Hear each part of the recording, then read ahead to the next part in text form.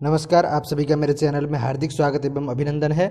आज हम कक्षा 7 रुचिरा भाग 2 का चतुर्थ पाठ स्वावलंबनम इस पाठ को पढ़ने जा रहे हैं। तो इस पाठ में आज हम अभ्यास करेंगे, क्योंकि पिछले वीडियो में हमने पाठ को अच्छे से पढ़ लिया था।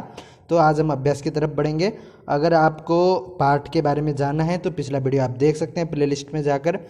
और ठीक है, तो शुरू करते हैं। देखिए, 1 नंबर का प्रश्न है। और शुरू करने से पहले अगर आप नए हैं इस चैनल में तो सब्सक्राइब कीजिए। आपको हिंदी और संस्कृत से रिलेटेड सभी वीडियो इस चैनल में मिलेंगे।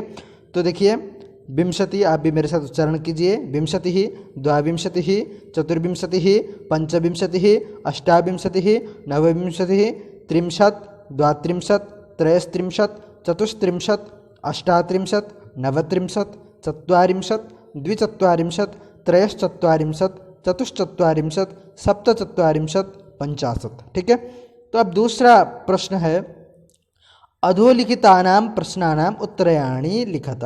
अधोलिखित जो प्रश्न है उनका उत्तराणि उत्तर लिखना है। ठीक है, तो हमें यहाँ पर कोई मेंशन नहीं किया कि पूर्ण वाक्य से या एक पदेन उत्तर देना है, तो हमें यह समझना है कि पूर्ण वाक्य से ही उत्तर देना है। तो चलिए आप देख लीजिए, आपको उत्तर कैसे देना है इसके बारे में मैंने पिछले वीडियो में आपको अच्छे से बताया था, तो आप उसको भी देख सकते हैं। तो चलिए देखिए, आगे बढ़ते हैं। तो कस्य भवने सर्वविधानि सुख साधनानि आसन्। तो कस्य, किसके भवन में सर्वविध अर्थात सभी प्रकार के सुख साधन थे। तो हमें प्रश्न, जब भी प्रश्न का उत्तर देना है तो हमें ध्यान देना है कि इसमें प्रश्नवाचक शब्द कौन क्या है।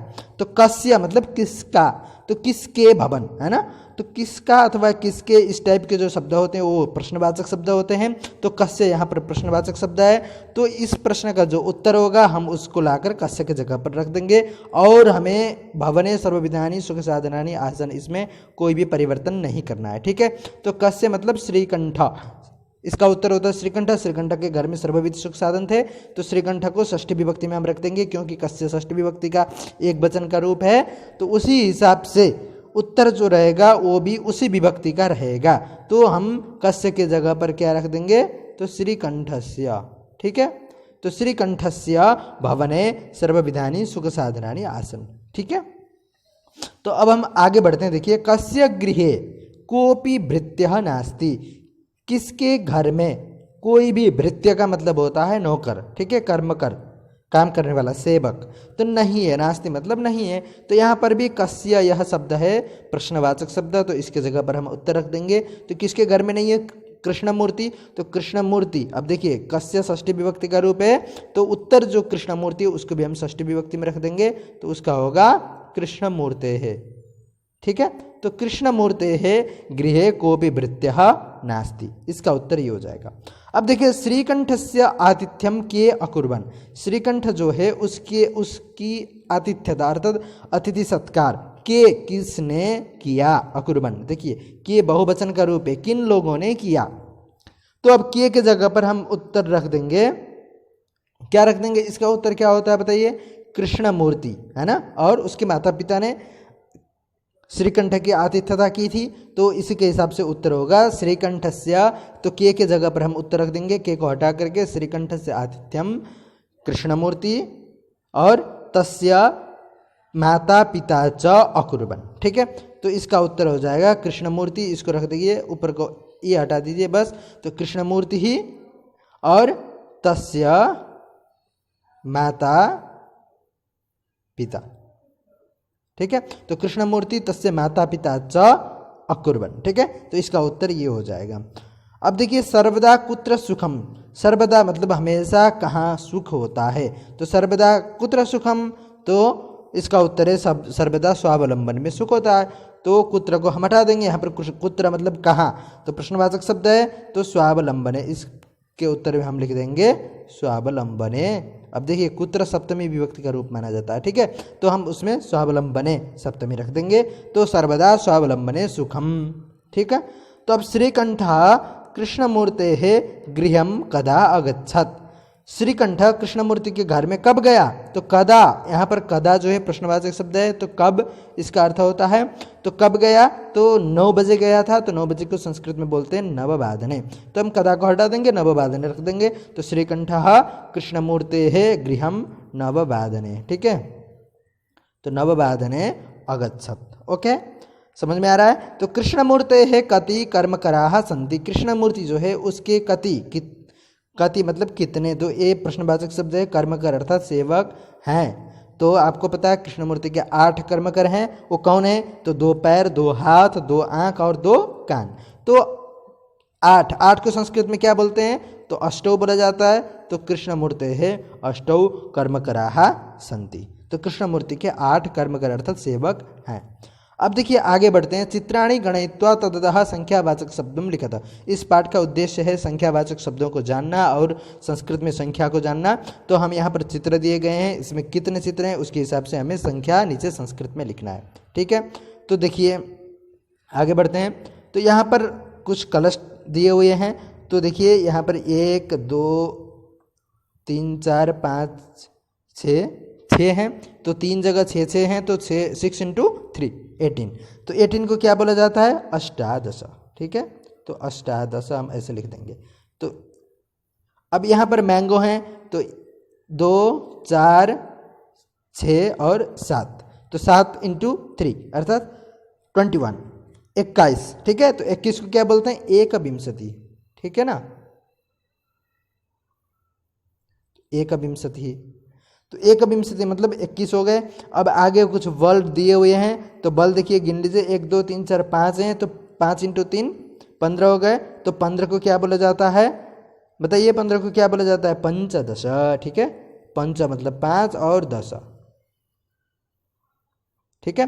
तो आगे है देखिए कैंडल है 1 2 3 4 5 6 7 8 9 10 11 12 हैं टोटल है, एक लाइन में 12 इंटू 3 कितना होता है? 36 होता है। तो 36 को बोला जाता है 60 63। 60 मतलब 6 और 63, ठीक है ना। तो ये हुआ 36।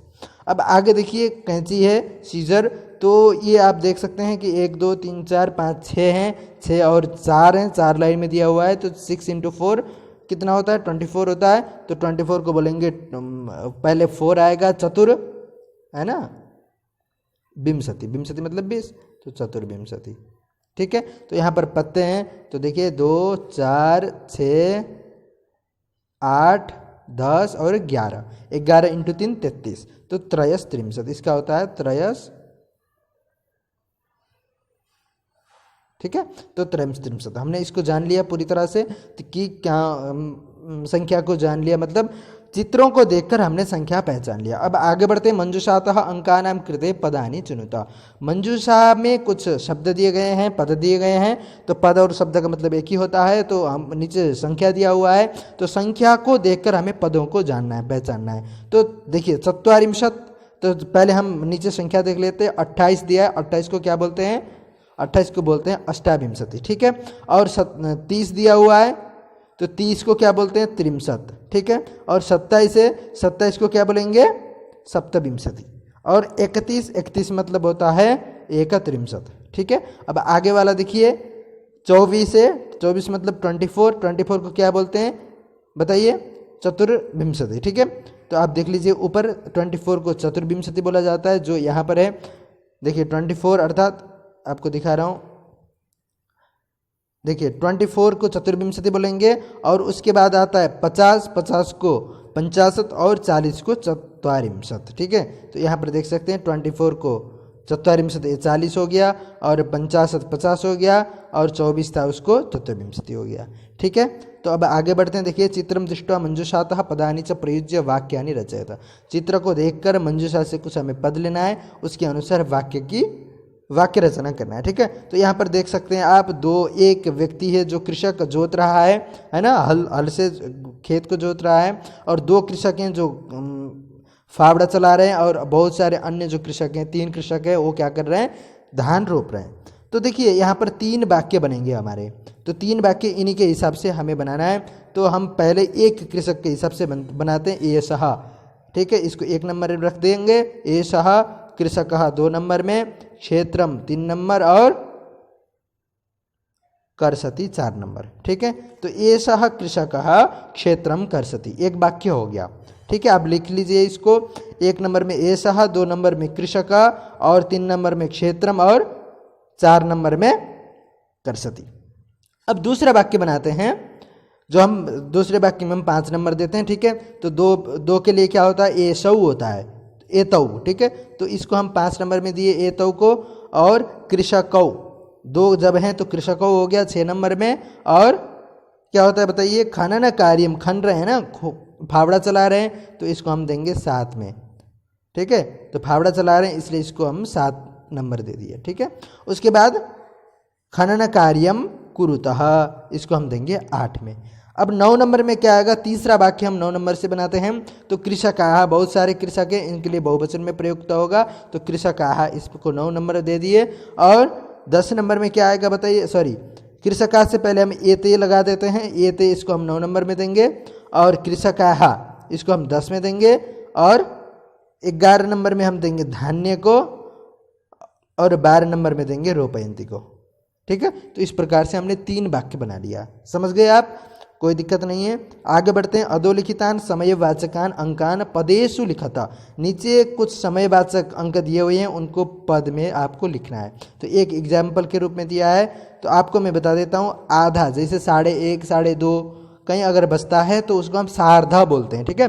जैसे 1 बजने के लिए 1 वादन, जैसे यहाँ पर 12 वादन दिया है, तो वादन का मतलब होता है बजे, और 12 मतलब 12, तो सार्ध मतलब आधा, ठीक है। पर यहाँ पर ये गलत दिया है, क्योंकि यहाँ पर 10:30 है, इसको हम सार्ध 12 न बोलकर सार्ध 10 वादन बोलते हैं, ठीक है। तो यहाँ पर ये 12 नहीं होगा, 10 होगा, ठीक है। तो कहीं पर भी अगर 1:30 की बात हो रही है, तो जैसे 10 बज रहा है तो 10 वादनम, और 10:30 है तो हम उसके आगे सार्ध लगा देंगे, तो सार्ध 10 वादन। तो जैसे 7 है, 7 मतलब सप्त वादन, ठीक है। 7 को सप्ताह बोला जाता है, तो वादन। 2:30 है तो यहाँ पर सार्धा आगे लगा देंगे, क्योंकि 30 है इसलिए, है ना, 2:30 है, और 2 को क्या बोलेंगे, द्वि, तो सार्धा द्विवादनम। 11 है तो 11 को एकादश बोलते हैं, तो एकादश वादनम। और उसके बाद 4:30 हो रहा है, तो इसमें भी सार्धा आगे लगा देंगे, तो सार्धा चतुर, 4 को चतुर बोला जाता है, तो सार्ध चतुर्वादनम, ठीक है। तो 31 में सार्धा एकवादनम। 5 है तो पंच वादनम, इसमें कुछ नहीं करना है। तो इसमें 3:30 है तो सार्धा आगे लगा देंगे, सार्धा त्रिवादनम, 3 को त्रि बोला जाता है, तो 9 अर्थात नववादनम। तो 12:30 को यही ये जो था सार्ध 12 वादनम उदाहरण में दिया था, वो इसके लिए सही है, तो सार्ध 12 वादनम। 8 बज रहा है तो अष्टवादनम, यहाँ पर 7:30 है तो सार्धा सप्तवादनम, ठीक है। तो इस तरह से हमने इसको भी जान लिया। अब मंजूषातः पदानि चित्वा रिक्त स्थानानि पूरयत, मंजूषा से पदों को चयन करके रिक्त स्थान जो दिया है उसको पूरा करना है। चलिए पूरा करते हैं। तो देखिए, तो ऋतवः भवन्ति, ऋतु होते हैं, ऋतु कितने होते हैं, 6 होते हैं, तो 6 ऋतवः भवन्ति, ठीक है, 6 ऋतु होते हैं। मासाः भवन्ति, मास कितने होते हैं बताइए एक साल में, तो 12 मासाः भवन्ति, तो इसमें 12 हो जाएगा। एकस्मिन् मासे अथवा दिवसाः भवन्ति, एक महीने में कितने दिन होते हैं, तो एक महीने में 63 या तो 30, है ना, या 31, 30 या 31 दिन होते हैं, है ना।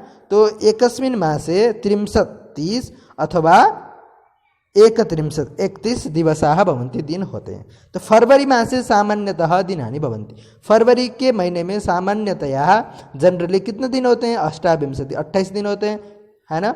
तो हम इसको यहाँ लिख देंगे। मम शरीरे हस्तौ स्तः, मेरे शरीर में 2 हस्त हैं, तो यहाँ पर 2 हो जाएगा, और यहाँ पर 6 होता है, जब बल्कि यहाँ पर 12 होता है। आप संख्यावाचक, ये मैंने नंबर लिख दिया, ऊपर शब्द दिए गए हैं, उस हिसाब से आप मिलाइए, ठीक है। तो आगे देखिए, ध्यातव्यम है, तो भारतीय वर्ष के अनुसार मासानाम ऋतु नाम से नामानी, भारतीय वर्ष के अनुसार मास और ऋतु के नाम आपको याद करना चाहिए। तो भारतीय वर्ष, भारतीय इंडियन जो कैलेंडर है उसके हिसाब से क्या होता है, चैत महीना और वैशाख महीना, चैत महीना से शुरू होता है, तो चैत्र और वैशाख, इसको बसंत ऋतु बोला जाता है, ठीक है। तो वसंत ऋतु में 2 माह आते हैं, चैत्र और वैशाख, जेठ और आषाढ़, ज्येष्ठ और आषाढ़ में ग्रीष्म ऋतु, और श्रावण और भाद्रपद में वर्षा ऋतु, अश्विन और कार्तिक में शरद ऋतु, मार्गशीर्ष और पौष में हेमंत, तथा माघ और फाल्गुन में शिशिर ऋतु, ठीक है। आपको दिख नहीं रहा होगा, देखिए शिशिर ऋतु, ठीक है ना, समझ गए। तो आज के लिए इतना ही। आपको यह वीडियो कैसा लगा, अगर अच्छा लगा तो लाइक कीजिए, कमेंट कीजिए और सब्सक्राइब कीजिए, ताकि आपको नए वीडियो टाइम से मिल सके। धन्यवाद, अगले वीडियो में फिर मिलेंगे।